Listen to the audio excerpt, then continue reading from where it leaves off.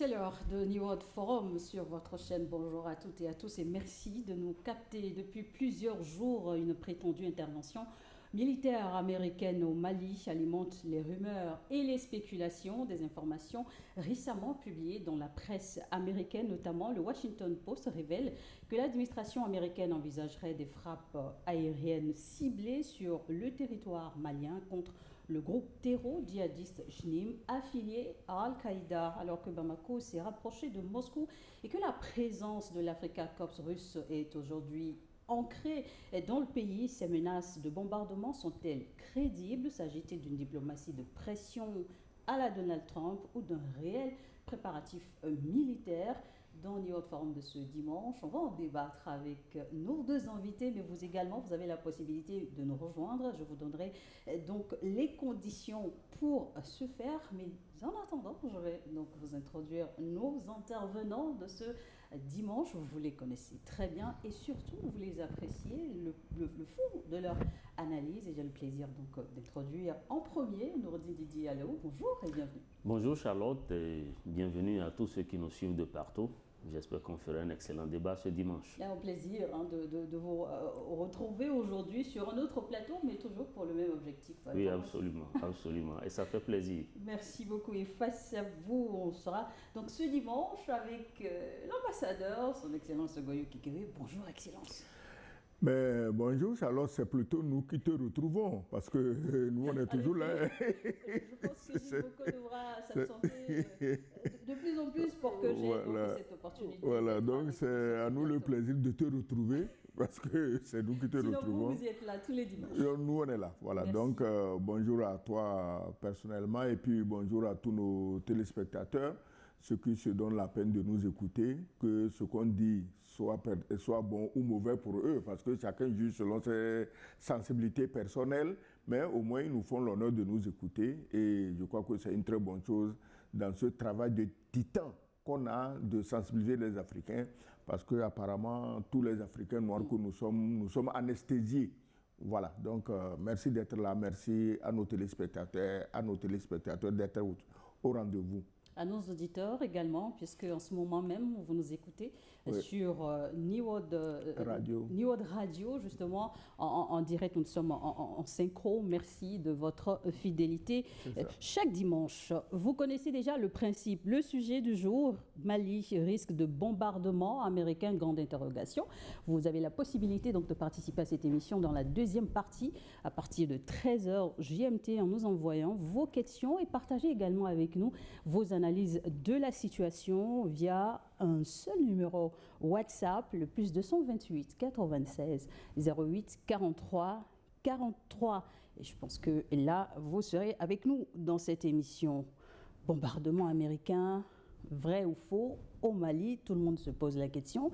Et aujourd'hui, nous allons donc ensemble partager nos analyses. Je vais ouvrir donc les débats avec vous, Nourdine Didier Alaou. C'est une information donc qui émane de la presse américaine, plus précisément le Washington Post. Mais selon vos analyses, est-ce que ces informations-là, est-ce qu'elles sont crédibles à votre avis? Bon. Il faut dire d'abord que c'est le Washington Post qui a d'abord apporté l'information, une information qui a été largement relayée par beaucoup d'autres médias américains et même occidentaux. Et ce qu'il faut d'abord regarder, c'est que est-ce que le Washington Post est un média qui est crédible?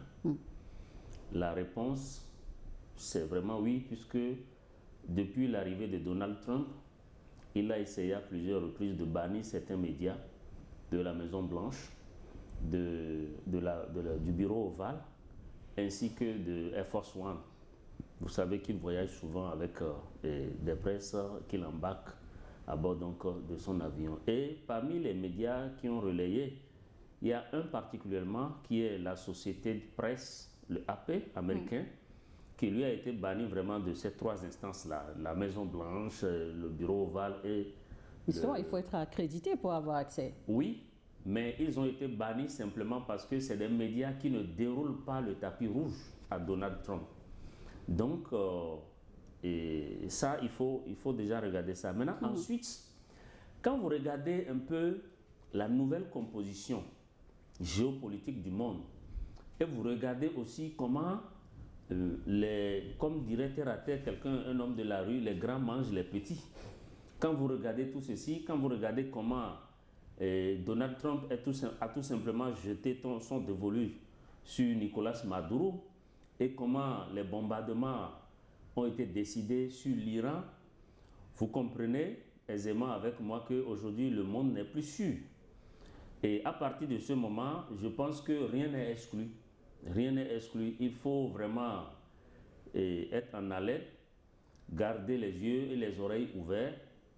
Mais ce qui vient également, et qui pourrait créditer également cette thèse, ce sont les bombardements américains sur le Nigeria en décembre dernier, précisément au jour de Noël. Mais là, on se rappelle qu'il y a eu des réactions. Parmi les réactions, c'est notamment celle du gouvernement nigérien qui disait que cette frappe a été décidée de commun accord avec le gouvernement américain. Vrai ou faux, il est difficile à la date d'aujourd'hui de dire si vraiment il y a eu cet accord ou si ces frappes-là ont été menées tout simplement de manière unilatérale. Mais nous avons écouté la réaction du gouvernement malien à travers son ministre des Affaires étrangères, le respectable Abdoulaye Diop, qui a dit à la face du monde, lors du lancement du BAMES, que le Mali n'est pas demandeur, le gouvernement malien n'est pas au courant et qu'il n'y a vraiment pas de contact il n'y a pas eu une discussion préalable entre le gouvernement américain et le gouvernement malien. Donc, ce qui suppose qu'effectivement, il y a quelque chose qui se mijote au Pentagone. Mais quelle forme ça va prendre? Est-ce que les Américains vont se rapprocher des Maliens pour demander leur avis ou pas? C'est là toute la question. Je vous retourne également la même question, Excellence. Est-ce qu'un scénario à la forme nigériane, comme on l'avait vécu ces derniers mois, est réellement envisageable au Mali ou est-ce qu'il faut rester prudent face à ces informations, ces rumeurs qui circulent? Non, le Nigeria est un des adeptes du néocolonialisme de la France-Afrique et de la CEDEAO. C'est pourquoi les colons peuvent aller bombarder là-bas comme ils veulent. Les Maliens ne sont pas du tout Selon vous, d'humeur. ce ne sont pas les mêmes contextes? Non, ce n'est pas les mêmes contextes. Quand vous êtes dirigé par des larbins, mais c'est ce qui va vous arriver comme c'est arrivé au Nigeria, parce que le Nigeria, quand même, c'est le plus grand, le plus puissant pays de la sous-région. On devait toucher à tout le monde sauf au Nigeria. Mais comme le leadership est mourant, donc on peut aller bombarder là-bas comme on veut, quand on veut. Maintenant, la question que je me pose, le Mali, quand même, c'est un pays immense, plus d'1,240,000 km². Le Mali est le 50e État des États-Unis d'Amérique. Les États-Unis comptent, je crois, 51 États. Le Mali est le 54e État des États-Unis d'Amérique. Et un journal peut se permettre d'écrire que l'Amérique veut aller bombarder des terroristes au Mali, quand on sait, selon les propres informations de la Maison-Blanche depuis l'arrivée de Trump, que tous ces groupes terroristes, État islamique, que c'est les Américains, la CIA qui les finançaient. C'est eux qui les finançaient. Donc, même si le Mali était un des États des États-Unis d'Amérique, je suppose qu'aujourd'hui, qu'il y a des terroristes à Hawaï, en Californie, en Floride, en Caroline du Nord ou du Sud, au Texas, et que le pouvoir central de Washington veut aller bombarder, je me dis quand même qu'il doit s'en entretenir avec le gouverneur de l'État en question. Et que c'est quand il se sera mis d'accord avec le gouverneur de l'État en question que l'affaire peut fuiter dans les journaux. Mais ici, ce n'est pas le cas. On n'a concerté personne. Donc, en réalité, c'est une plaisanterie de mauvais goût. Les Maliens ne sont pas demandeurs parce que les Maliens savent ce que ça coûte quand on demande à nos ennemis de venir nous protéger. Tu t'imagines, c'est une farce, une soi-disant demande d'un président bidon, un certain Diakounda Traoré, il a dit à la France, donnez-nous la protection aérienne, et le Mali s'est retrouvé envahi par plus de 20 000 soldats de l'OTAN. Donc, si aujourd'hui, les États-Unis veulent recommencer dans la même, disons, sur la même voie, bon, je crois que plus que jamais, le monde multipolaire est nécessaire parce que sinon, les États-Unis peuvent se lever quand ils veulent, comme ils veulent, aller bombarder qui ils veulent, comme ils veulent, aller arrêter le président qu'ils veulent. Mais les Chinois aussi sont une puissance, eux aussi peuvent faire ça. Les Russes sont une puissance, eux aussi peuvent faire ça. La France, qui n'est plus une puissance, est toujours en train de préparer des coups d'État contre nos États. Donc, si l'ordre n'est pas multipolaire, on va commencer à vivre tous ces travers, toutes ces injustices qu'on appelle, et c'est ça qu'ils appellent démocratie, hein, droit international, démocratie, droit de l'homme, le JNIM, État islamique, Al-Qaïda, toute cette nébuleuse terroriste a été financée par les États-Unis d'Amérique. Ce n'est pas moi qui le dis, c'est le bureau même de Trump qui a sorti l'information. Et nous tous, on a applaudi pour la transparence de son gouvernement. Si maintenant lui aussi, il se met du côté des bandits, qui peuvent bombarder qui ils veulent, comme ils veulent, bon, nous n'avons plus à applaudir sa transparence. Donc moi, je me dis ceci. Si le ministre malien des Affaires étrangères dit qu'il n'est pas au courant et qu'il aurait appris ça aussi par la presse comme n'importe qui, ben je crois quand même que les Américains se moquent du monde. Mais n'incriminons pas encore le gouvernement américain parce que jusqu'à nouvel avis, le journal en question n'est pas le porte-parole du gouvernement américain. Ce n'est pas un organe du gouvernement américain. Donc, il y a aussi dans tous les médias des provocateurs où nous sommes habitués. Hein. En France, tous les médias d'État sont convertis en provocateurs, en insulteurs des Noirs. Donc, ça ne m'étonne pas qu'un journal américain aussi s'essaye à cette négrophobie. Pour dire, bon, vous n'êtes que des nègres, et si on veut, on vient bombarder qui on veut. On a bombardé au Nigeria, pardon, on a bombardé au Nigeria. Charlotte, ça a changé quoi au Nigeria? Est-ce que Boko Haram est parti? Les États-Unis n'étaient pas leur première tentative au Nigeria, ils l'ont fait dans d'autres pays également, alors, le Yémen, la Somalie. Est-ce que ces États étaient forcément demandeurs? Non, non, personne n'est. Et puis tous les pays que tu cites sont les pays où l'anarchie, le désordre et le terrorisme se sont solidement implantés.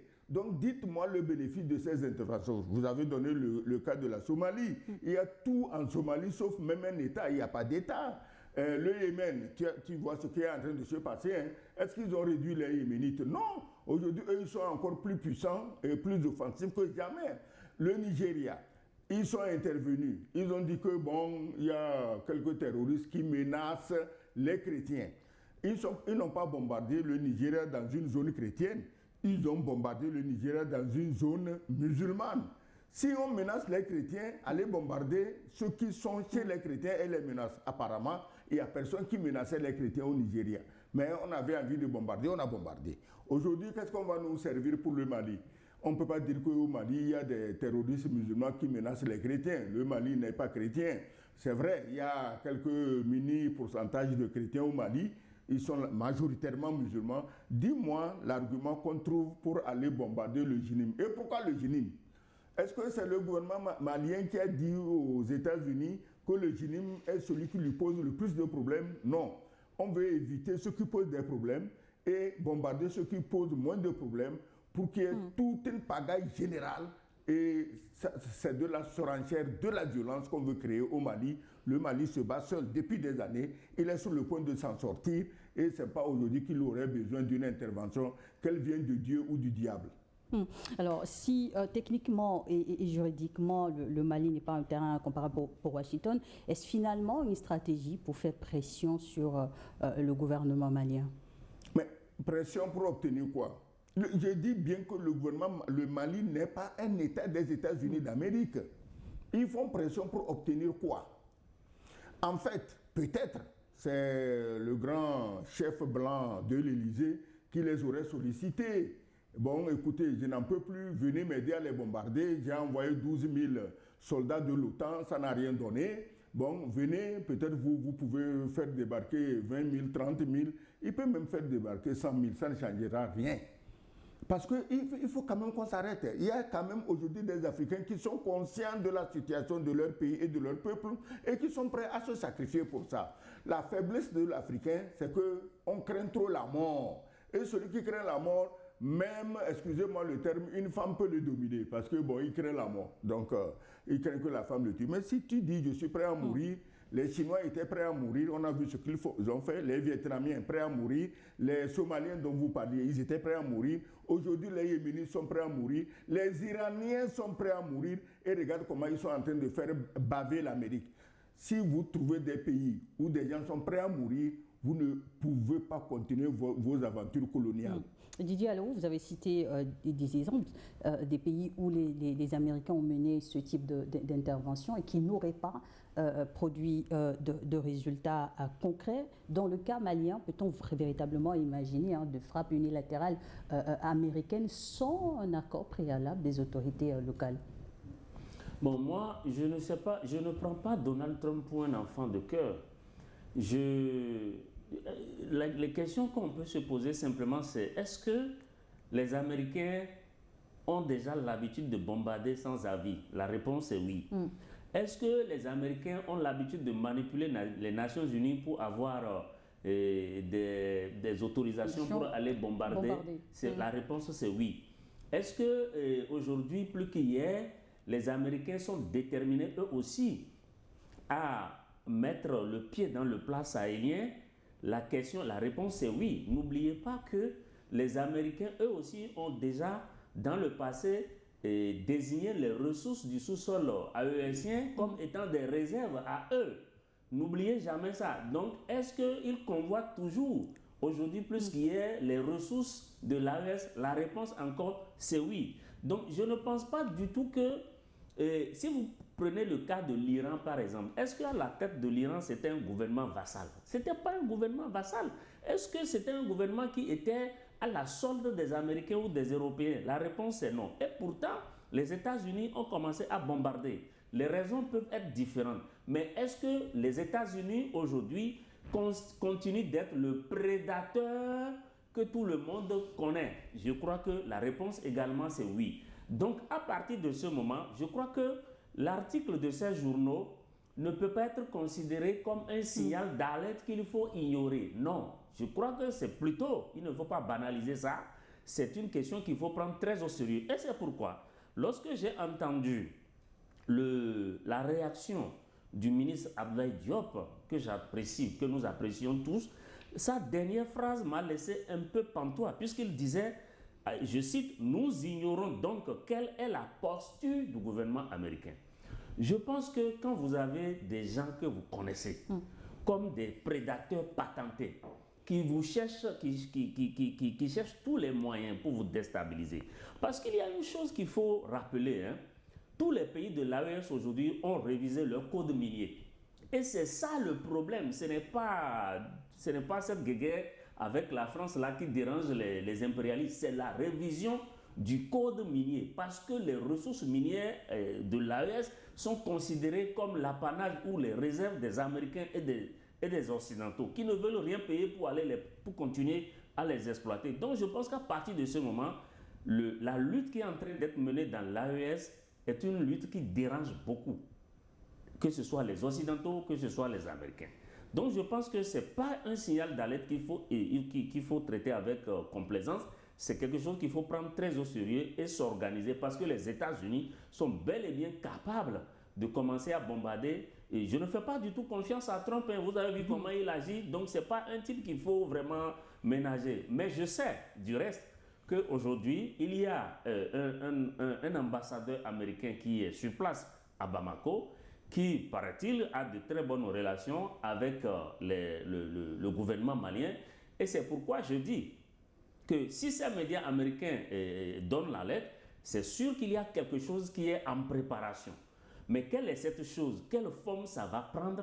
Je crois que l'État malien, le gouvernement malien, comme à son habitude, doit trouver les moyens de savoir quelle est réellement la vraie information et comment s'organiser face à une possible agression en répondant, des justement, États-Unis. vous l'avez cité, le ministre des Affaires étrangères du Mali, son Excellence Abdoulaye Diop, qui, en répondant à la question au détour d'une conférence de lancement, a insisté d'ailleurs sur le respect de la souveraineté nationale et la nécessité pour tout partenaire de consulter les autorités maliennes sur toutes les questions. S'il ne faut pas, justement, comme le disait Didier, négliger cette information, selon vous, quelle devrait être justement la posture des autorités maliennes vis-à-vis de cela?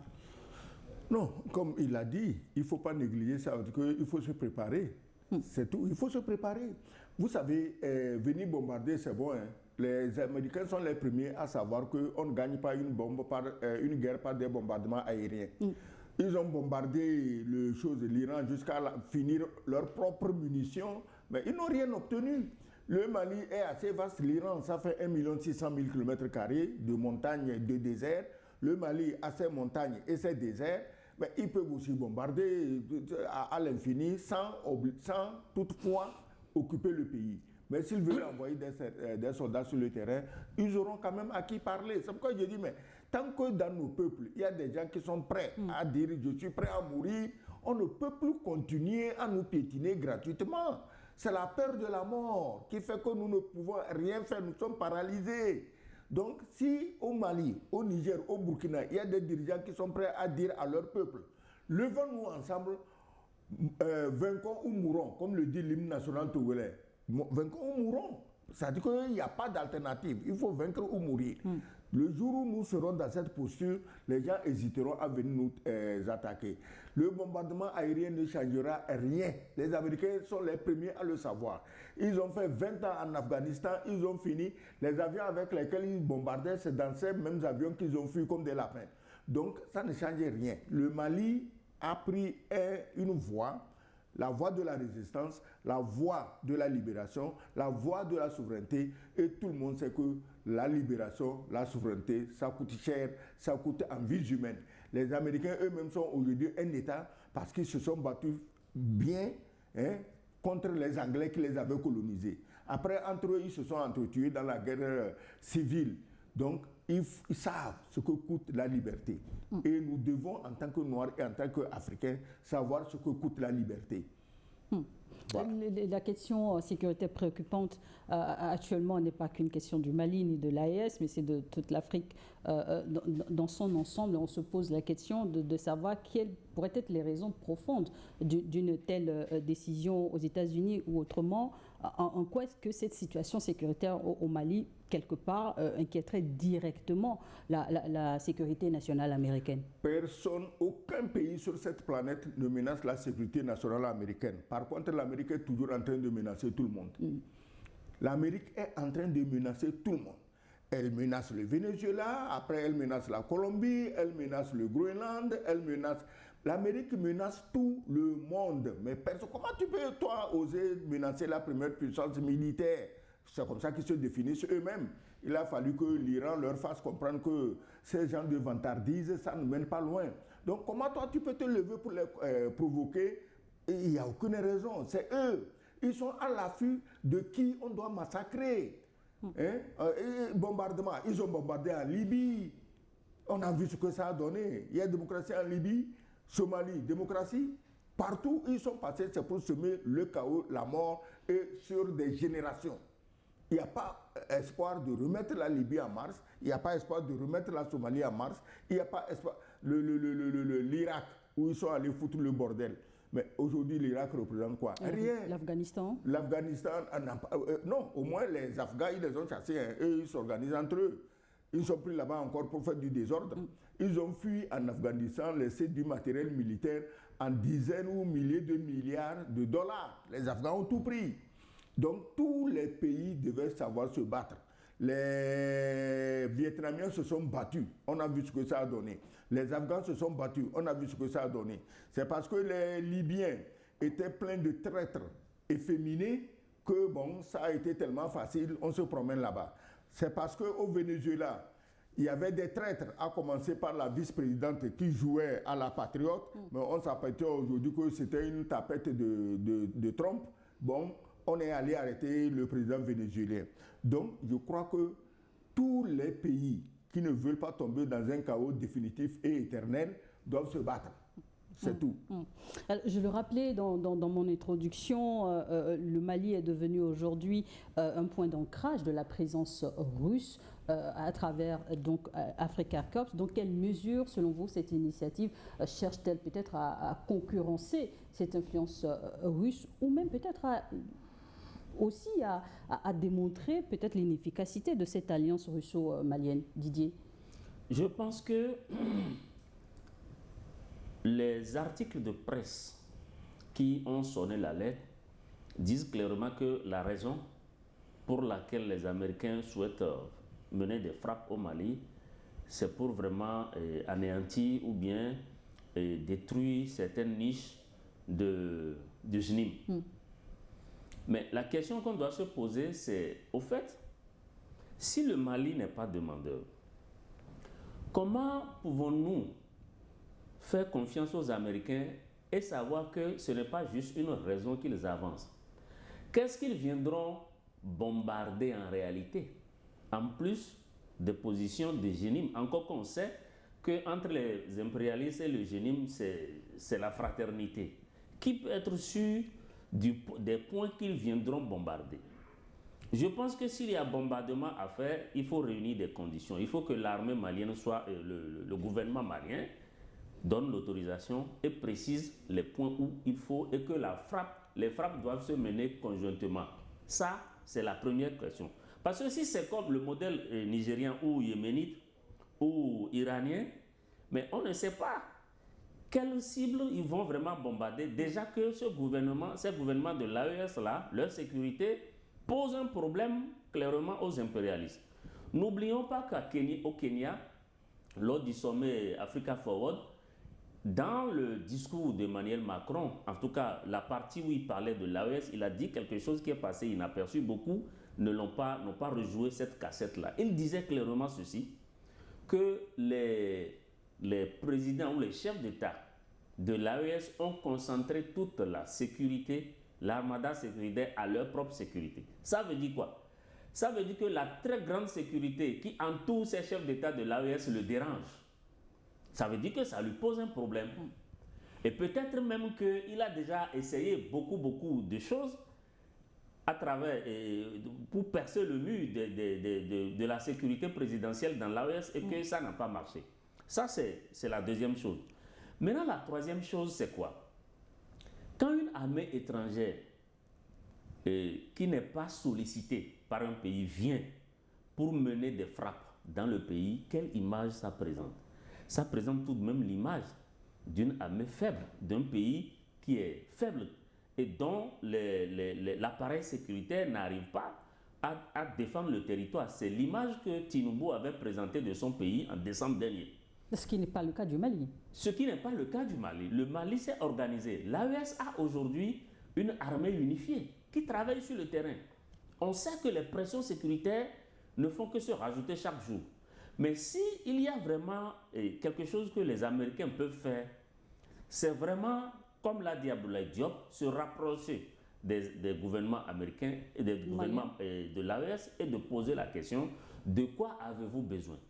Est-ce que vous voulez que, si les Américains veulent faire référence aux 2 dernières attaques coordonnées sur le Mali, eh bien, la meilleure chose à faire, c'est de se rapprocher des Maliens et de demander quelles sont les zones que vous n'arrivez pas à percer. Nous sommes prêts à vous apporter de l'aide et nous sommes prêts à mettre du matériel à votre disposition pour que vous puissiez vraiment anéantir les niches du JNIM dans ces zones. Or, ce n'est pas ce qui est. On va permettre à l'ambassadeur de rebondir rapidement sur la question. Je crois que si les Américains veulent anéantir le JNIM, j'ai écouté la dernière intervention du président Tiani du Niger.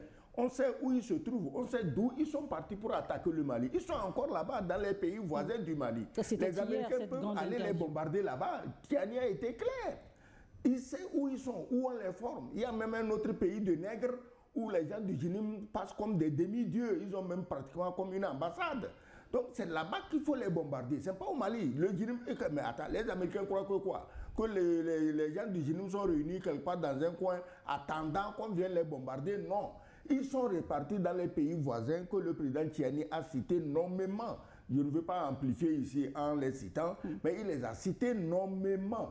Donc, les Américains doivent aller bombarder dans ces pays les centres de regroupement du JINIM, mais pas au Mali. Le JINIM n'est pas au Mali. Maintenant, vous avez souligné le cas de la présence des Russes, que la présence russe n'est pas efficace. Charlotte, si cette présence n'était pas efficace, personne n'en parlerait. Mais ils sont tous jaloux à mort du succès des Russes. S'ils étaient inefficaces, on allait dire, mais vous les Maliens, vous allez souffrir. Mais c'est parce que les Russes sont hyper efficaces qu'ils sont inquiets pour leur protéger, soi-disant terroristes. Et puis les Russes, ils ne tombent pas chez les gens comme ils veulent, quand ils veulent. Ils tombent sur la sollicitation de ces gens. Dans le cadre d'un partenariat. Dans le cadre d'un partenariat. On ne vient pas bombarder un pays comme ça parce que, bon, le jour-là, dans une soirée, on a fumé un peu plus que d'habitude. Non. Donc les Russes sont des gens qui ont un gouvernement responsable, un président réfléchi, très réfléchi d'ailleurs, hyper intelligent, et qui agissent méthodiquement. Les Russes sont venus au Mali. Si aujourd'hui les Maliens disent aux Russes de partir, je te garantis que le lendemain, ils ont fait leur bagage, ils sont partis. Mais ce n'est pas le cas des Européens, ce n'est pas le cas des Américains. Quand on leur dit de partir, ils font de la résistance. Les Américains, ils viennent faire quoi au Mali? Ils étaient au Niger, avec la plus grande base de drones qui soit en Afrique. Ils voyaient les terroristes se balader à travers la savane. Ils ont fait quoi? Rien. Donc aujourd'hui, moi, mon avis personnel, c'est que comme les pays du Sahel constituent une force réelle, ils ont constitué une armée, disons, collective, commune, et qu'ils sont prêts à se défendre, les gens, leurs tortionnaires habituels que nous connaissons, paniquent parce qu'ils se disent, mais si on les laisse échapper, comment on va vivre? Tu as entendu la dernière fois les choses, les valets, les esclaves de la CEDEAO réunis quelque part, où ils parlent d'une monnaie qu'on appelle ECO. Mais on ne vous a pas demandé de changer de nom au CFA. On vous dit de créer une monnaie africaine gérée par les Africains. Vous allez changer le nom du CFA. Et vous croyez que vous avez tué un éléphant alors que vous n'avez même pas encore vu la queue d'un lézard. Donc, et ils savent que les pays du Sahel ne vont jamais embarquer dans cette forfaiture, dans cette trahison contre les peuples d'Afrique noire. Donc, comment faire pour les faire taire, pour maîtriser ou plutôt dominer leur résistance? Tout ça, c'est compris. Il n'y a rien au hasard. La monnaie du Sahel fait tellement paniquer la France, qui a toujours vécu grâce aux richesses de ces pays, qu'ils sont aujourd'hui prêts à tout faire pour semer le désordre dans le Sahel. Et les peuples du Sahel, si tu as bien écouté le général Tchiani, ils ne se laisseront pas faire. Contrairement à la Russie, qui a donc des partenariats stratégiques, notamment sur le plan militaire, avec le Mali, le pays a par contre rompu ce type de partenariat avec les États-Unis. N'y a-t-il pas un paradoxe de vouloir, dans ce contexte-là, intervenir contre le JINIM sur le territoire malien? Tu sais, Charlotte, excuse-moi, c'est comme des jalousies de femmes. Hein, quand les coépouses sont jalouses, il ne faut pas leur demander de raisonner de non. La jalousie, dès que ça monte, c'est comme un volcan, et puis on ne se pose pas de questions. Tous ces pays européens qui ont utilisé la politique de la terreur, de l'exploitation, de la soumission contre les Noirs, se rendent compte aujourd'hui que ces Noirs peuvent avoir des partenaires blancs qui les gèrent comme des humains. Et c'est le cas des Russes. Donc ils se disent, mais tiens, on aurait dû faire comme les Russes hier, on ne l'a pas fait. Aujourd'hui, les Russes nous ont devancés sur le bon chemin. Qu'est-ce qu'on va faire? Est-ce qu'on va retourner pour prendre le bon chemin ou on va continuer à persévérer dans le crime? Et je crois que c'est dans le crime qu'ils veulent persévérer. Didier? Oui, je pense que le bombardement, le possible bombardement, parce que rien n'est encore décidé, le possible bombardement américain, le possible ou même annoncé officiellement. Non, ce n'est pas annoncé officiellement, mais ça se trame selon les informations qui sont... Les bruits de couloir, comme on dit. Voilà, selon les bruits de couloir.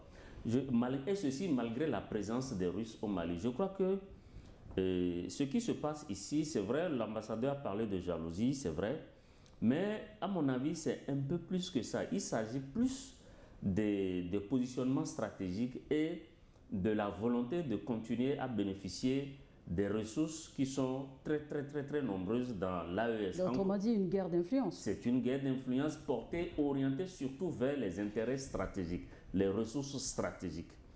Et il faut dire que le fait que le nouveau partenaire privilégié de l'AES, aujourd'hui c'est la Russie, eh bien les Occidentaux et les Américains ne veulent pas se faire conter l'histoire. C'est des gens qui font tout et tout pour continuer à exister dans le Sahel.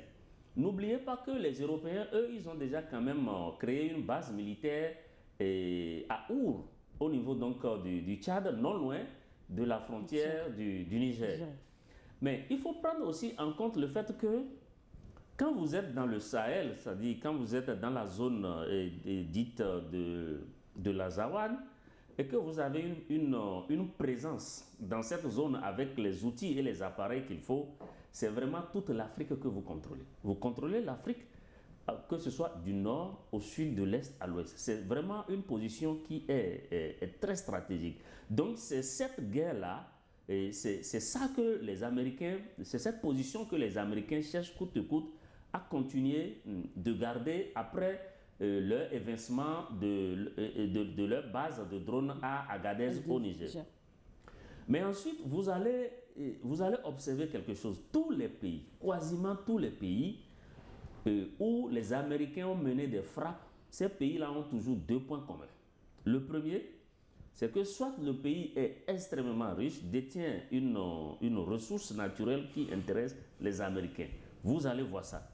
Deuxièmement, où vous voyez qu'à la tête de ce pays, il y a un chef, il y a un leader qui tient le pays de main de fer et qui ne se plaît pas aux injonctions des impérialistes. Ou alors, vous allez voir que soit le pays réunit donc ces deux conditions-là. C'est l'un ou l'autre, ou les deux en même temps. Donc, les Américains ne sont pas en train de vouloir aider les Africains. Ils ne sont pas en train de vouloir aider le Mali. Non. La différence entre les Européens, les Occidentaux et nous, c'est que c'est des gens qui voient très loin, très très loin. Dès aujourd'hui, ils ont déjà planifié leur politique sur 100 ans. Et quel qu'en soit le changement de gouvernement, le plan ne change pas. C'est ça la différence entre eux et nous. Donc, ce que nous avons à faire, nous aussi, c'est, Dieu merci, aujourd'hui, dans les pays de l'AES, il y a une lecture claire de la chose qui est faite. Et le narratif également est en train de changer. Donc, ce qu'il faut faire, c'est, comme l'a dit l'ambassadeur, qui va loin ménage sa monture. Il faut vraiment se donner les moyens, il faut se préparer et trouver les voies et moyens. Parce qu'aujourd'hui, ce que le Mali peut faire, aujourd'hui, le Mali a un partenaire. D'abord, il y a la détermination des peuples de l'AES qui sont prêts à tout ce qu'il faut faire comme sacrifice pour gagner la lutte. Ça, c'est un. La deuxième chose, il y a les jeux d'influence. Aujourd'hui, les pays de l'AES ont un partenaire qui s'appelle la Russie, qui est déjà présent. Si vraiment les Américains, les Maliens ne sont pas demandeurs, c'est vraiment de mener les démarches qu'il faut pour faire arrêter ça rapidement au cas où ceci serait véritablement en préparation. L'autre question que je me posais, c'est pourquoi vouloir intervenir maintenant et pas plus tôt, alors que le pays continue de se battre seul contre l'ennemi? Comme il le dit, c'est des gens qui voient loin et ils ont leur agenda que nous ne connaissons pas. En fait, une autre idée, si les Américains veulent aider le Mali. Mais aujourd'hui, le plus dangereux au Mali, ce n'est pas le Jénim, c'est les nazis ukrainiens. C'est les nazis ukrainiens qui amènent des armes sophistiquées, qui amènent des drones sophistiqués pour agresser les Maliens qui sont chez eux et qui n'ont jamais fait aucun tort à l'Ukraine. Pourquoi certains pays européens ne veulent pas que la guerre finisse en Ukraine? Mais parce que les armes et l'argent que les Américains envoient en Ukraine, ils les détournent pour venir faire leur guerre au Sahel. Donc si l'Amérique veut aider le Mali, qu'elle coupe ces fournitures d'armes aux terroristes nazis d'Ukraine et qu'elles disent à leurs sponsors assis en haut là-bas que ça suffit la pagaille. Voilà. Heureusement, Poutine s'est réveillé parce que Poutine, lui, faisait une guerre douce. Il les ménageait, non, c'est des peuples slaves comme nous, on est les mêmes. Mais malheureusement pour Poutine, ces gens ne raisonnent pas comme ça, ils n'ont pas de sentiments. C'est des gens dont le cœur est endurci, l'esprit est endurci. Alors Poutine s'est réveillé et il fait du travail très propre aujourd'hui, je crois, à la grande satisfaction de tous les Russes.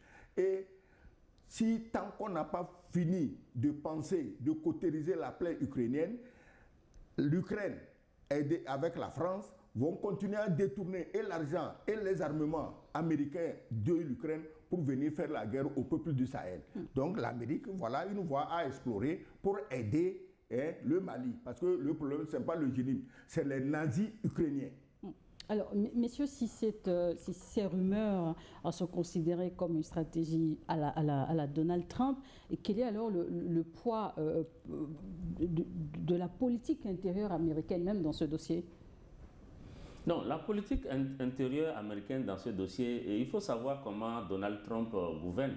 Donald Trump ne gouverne pas de manière classique, c'est-à-dire qu'il a nommé dans son administration des gens qui ont la même vision que lui, qui se foutent complètement des règles diplomatiques et des règles de la coopération, comme c'est établi habituellement.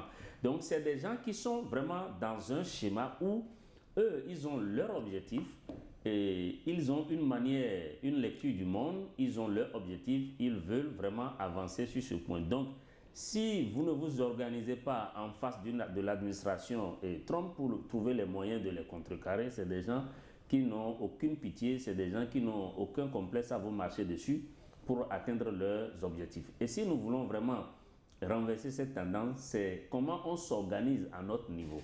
Quel est le narratif? Donc les médias doivent même jouer un rôle dans cette affaire. Aujourd'hui, que l'alerte a été donnée, ce signal d'alarme a été donné, comment les médias AESiens, comment les médias qui soutiennent la lutte de l'AES sont en train d'analyser et de rendre cette situation. On néglige souvent le pouvoir des médias. Il faut que les médias montent au créneau pour commencer à faire déjà un tapage autour et pour faire fléchir l'opinion.